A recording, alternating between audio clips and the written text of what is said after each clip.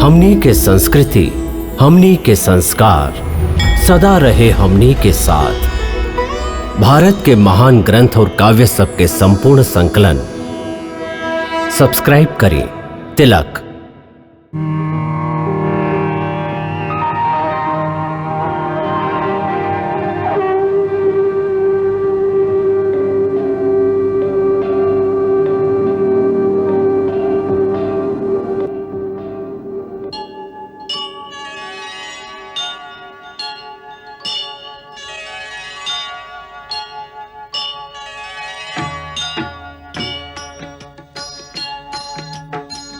सीताराम चरित अति पावन, मधुर सरस अरु अति मन भावन।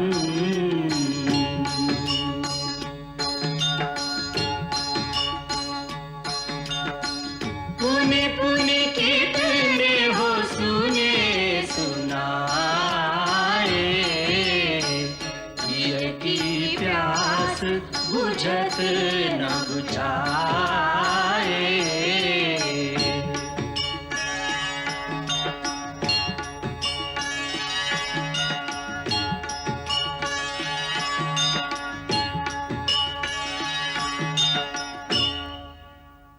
आज हम लक्ष्मण पर उ तीनों अस्त्र के प्रयोग कैली जे अमोघ बा, जेकर शक्ति से बढ़ के तीनों लोक में कोनो अस्त्र नहीं खे, जेकर कोनो तोड़ नहीं खे।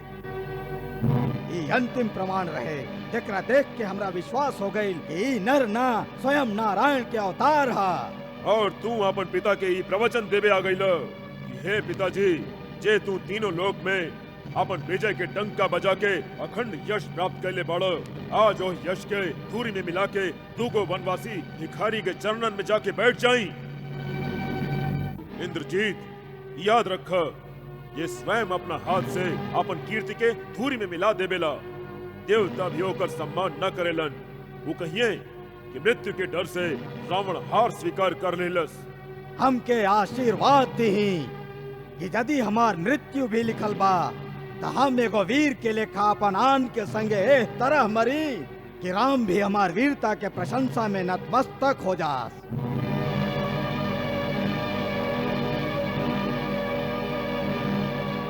यदि वो नारायण भी हैं तो वो भी हमार विजय के ही रूप होई। तुहार जय होके इंद्रजीत।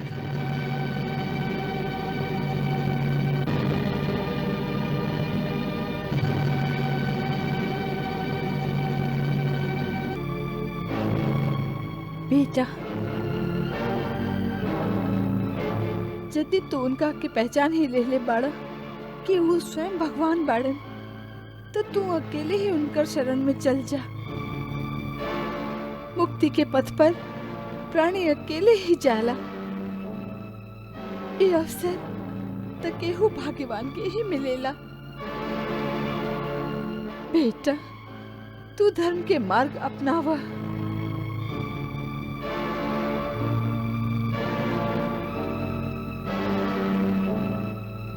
माई, जे पुत्र अपन पिता से विमुख होके पिता के शत्रु के बीच अकेले छोड़ के मुक्त होके जाला, ओकर देवता तका भगवान भी आदर ना करी हैं।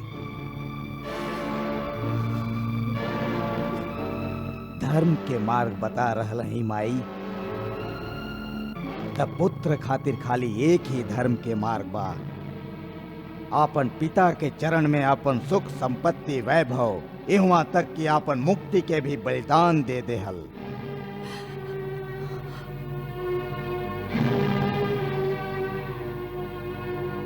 स्वयं राम भी ये आदर्श सिखौले बाड़न। माई, हमरा से कोनो भूल हो गई होके तक क्षमा कर दे।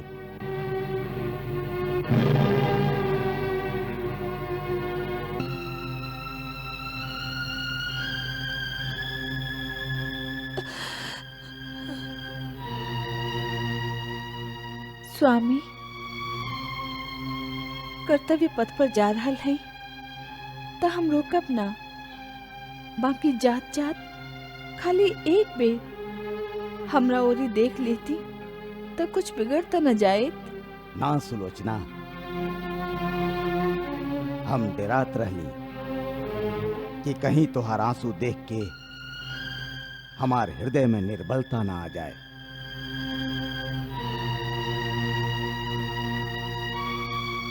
देख ली ही ये आंखिन में कौनो आंसू ना है।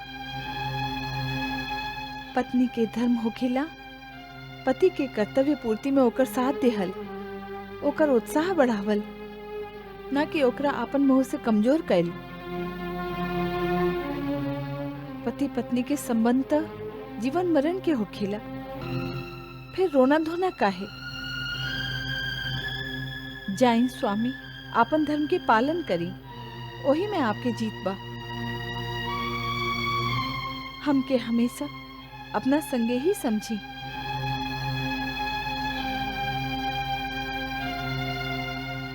सुलोचना, तू धन्य हो। तोहार गिनती संसार के महान स्त्रियन में हुई।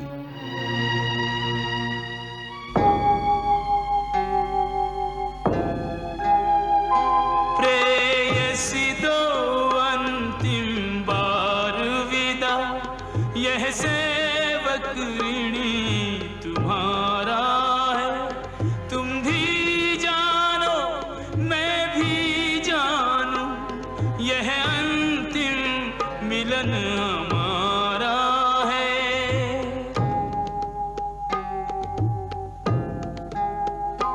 मैं मातृ चरण से दूर चला, इसका दारुण संताप मुझे, पर यदि कर्तव्य विमुख हूँगा, जीने से लगेगा पाप मुझे।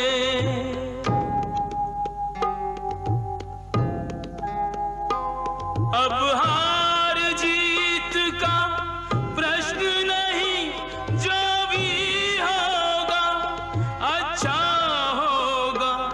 मरकर ही सही पितु के आगे, बेटे का प्यार सच्चा होगा।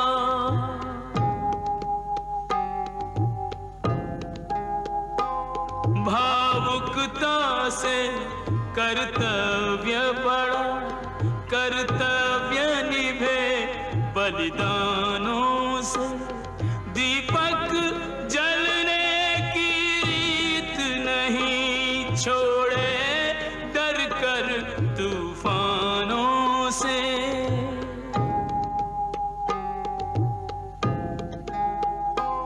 यह निश्चय कर बढ़ चला वीर, कोई उसको रोक नहीं पाया।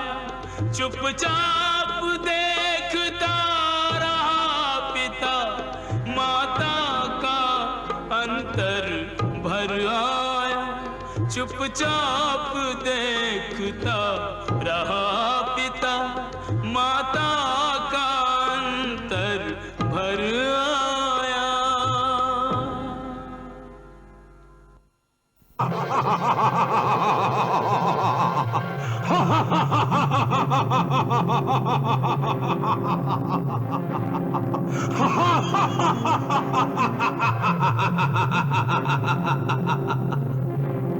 लक्ष्मण, आज के युद्ध तुहार हमार अंतिम युद्ध हुई। आज या तू ना रहबे या हम ना रह, बाकी इतिहास इंद्रजीत के याद रखी कि युद्ध में यदि भगवान भी सामने आ गईलन तो इंद्रजीत कबो पीठ ना दिखौलस, वैसने आक्रमण कैलस जैसन शत्रु पर करे के चाहिए।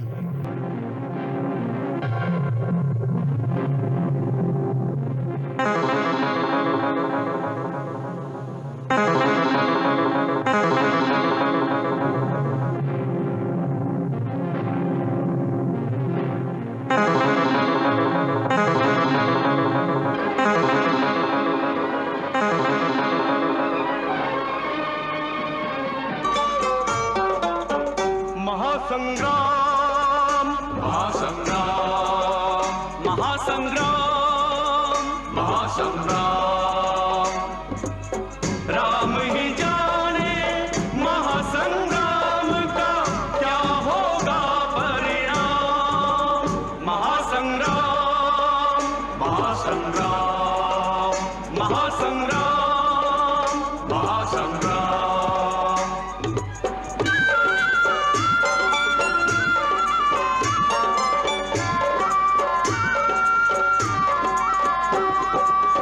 कपटी माया जाल बिछावे प्रगटे कबहू कबहू छिप जावे प्रगटे कबहू छिप जावे जो जो तीर लखन पर मारे माना हूँ अग्नि में घृत डारे लक्ष्मण शक्ति असुर पहचाने अपनो अंत मन ही मन जाने खल यह लखन गोप को भाजन दृढ़ निश्चय अब कीन्हो लक्ष्मण नहीं उदंड को दंड दिया तो लखन न मेरा नाम महासंग्राम महासंग्राम महासंग्राम महासंग्राम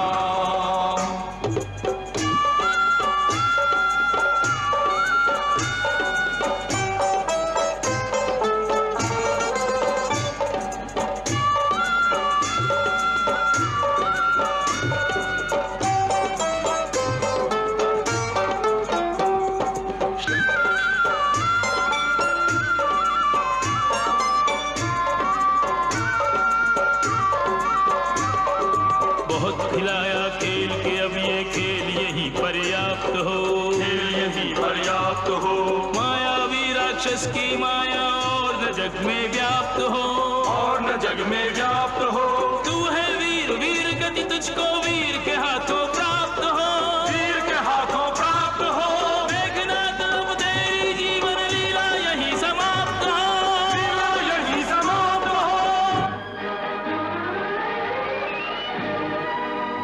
यदि हम श्री राम के अनन्य सेवक हैं ततो के श्री राम के ही आन बा कि अब मेघनाथ के माथा काट के ही वापस आई है। लक्ष्मण यदि तो के श्री राम के आन बा तो इंद्रजीत के अपन देश के आन बा इंद्रजीत के जियते जी ये देश पर शत्रु के विजय पताका कबो न फहरा सकेला कबो ना कबो ना कबो ना।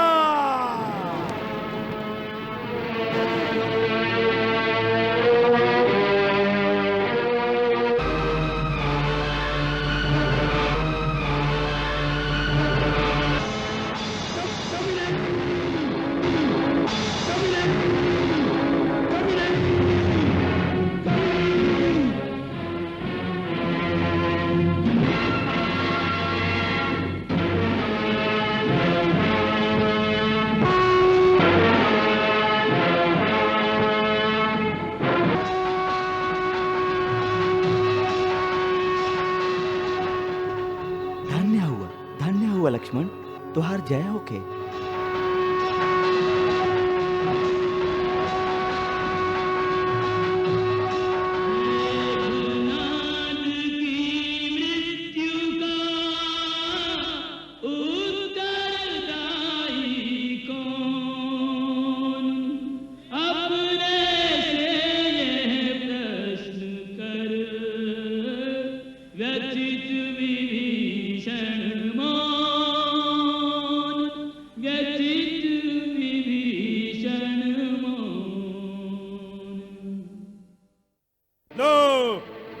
साच हो ही न सकेला। ये झूठ बा, ये संभव बा। चुप, ये झूठा सूचना खातिर तुहार माथा काट देवे के चाही, माथा। लंकेश, ई का कर रहा हवा लंकेश? अपन ही दूत के माथा अपन हाथ से काट रहा हवा। ई काहे नहीं मानत? ई शोक समाचार साँच है। नो, ई साँच नहीं खे, ई साँच हो ही न सकेला। हम कैसे मान ली कि जेकर सामना इंद्र जैसन देवता भी ना कर सकस, जेकर भय से धरती आकाश पाताल तीनों लोग कांपेलन, जे रावण से भी ज्यादा शूरवीर और यम से भी बढ़ के पराक्रमी बा, ओ इंद्रजीत के वन में भटके वाला एगो साधारण नर कुमार न खाली पराजित कैलस बल्कि ओकर प्राण के अंत कर देलस। नाना जी, एकरा में कहीं कोनो भूल बा, ई कोनो और योद्धा के मरद देखले होई। आप देख ले, हमार मेघनाद थोड़ी कही देरी में आपन विजय के डंका बजावत आई और कही, पिताजी हम वो दोनों भाई के वध कर देली, अब आप अयोध्या चली, हमार राज्याभिषेक करी। नाना जी, हमके राज्याभिषेक की तैयारी करे के चाहिए। शुक, तू यही समय जाके कोषाध्यक्ष से कह कि युवराज इंद्रजीत के विजय के उत्सव मनावे खातिर राजकोष के द्वार खोल दिहल जाए। जा।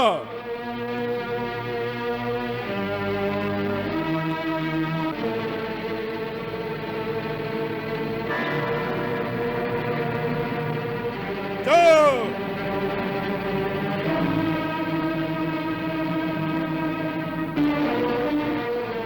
हमार आज्ञा के पालन होके। शुक, हमार आज्ञा के पालन होके। शुक, तू विश्वासघाती बाड़ा, विश्वासघाती बाड़ा। सारन, तू जा, तू यही समय जाके नगर में विजय के डंका बजवा दा और उत्सव के घोषणा करवा दा। जा।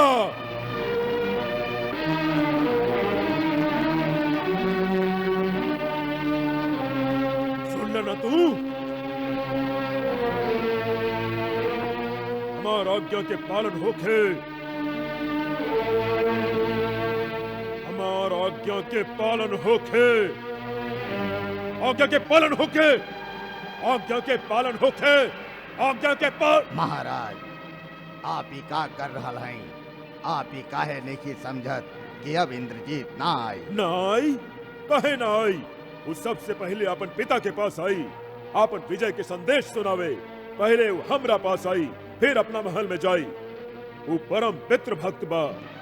जब इंद्र हमके बांध ले रहन तब वही हमके छुड़ौले रहल। आप न जानत है नाना जी? हम जानत हैं, बाकी आप ना जानत हैं कि वो पितृ भक्त अब कबो ना आई। काहे? काहे?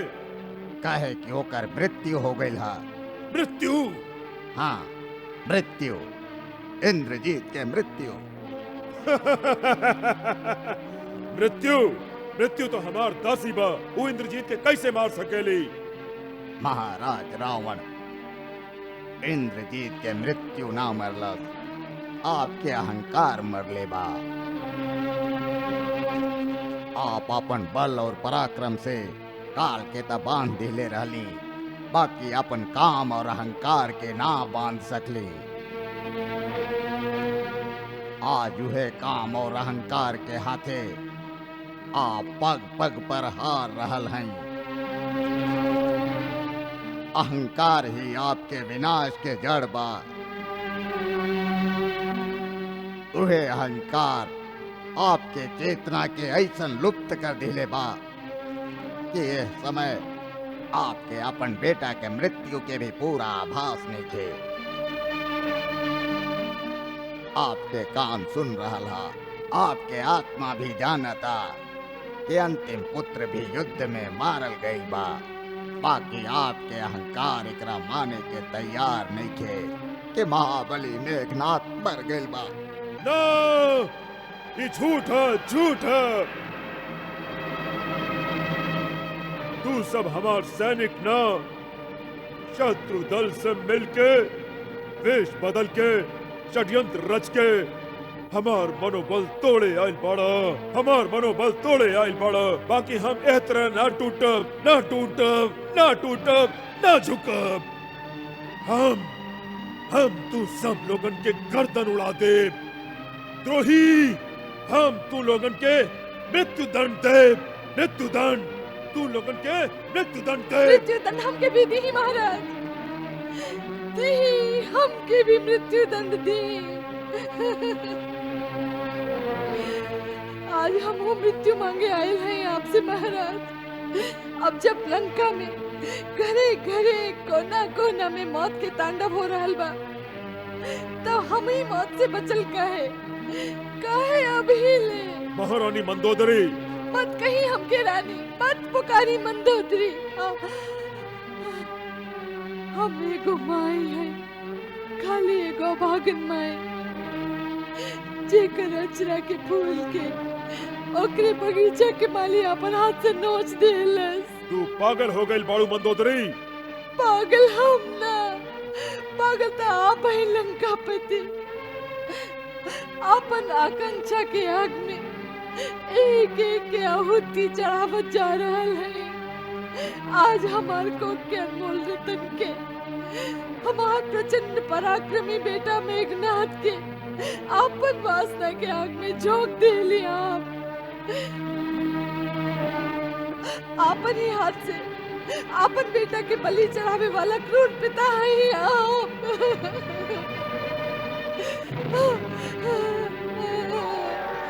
आप उत्सव मनावे के सोच रहा है ना?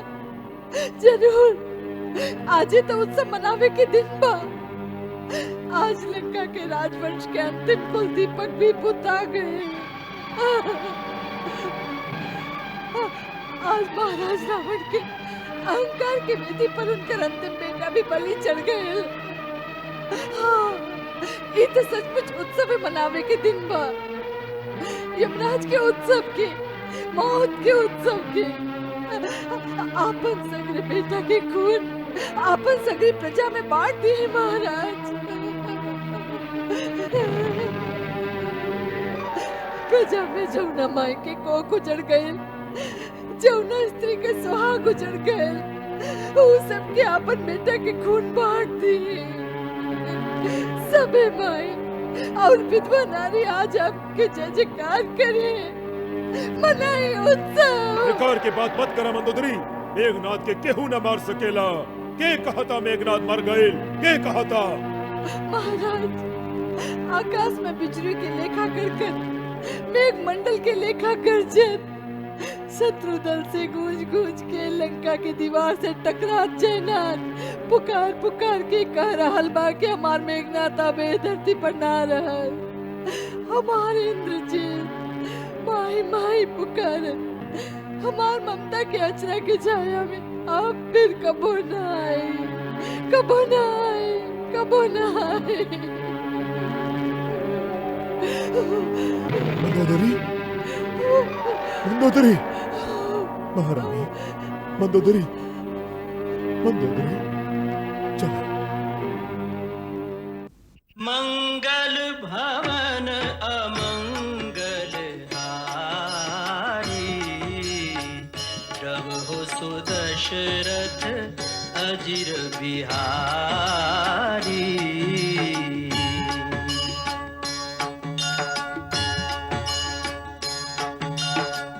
सीताराम चरित अति पावन, मधुर सरस अरु अति मन भावन।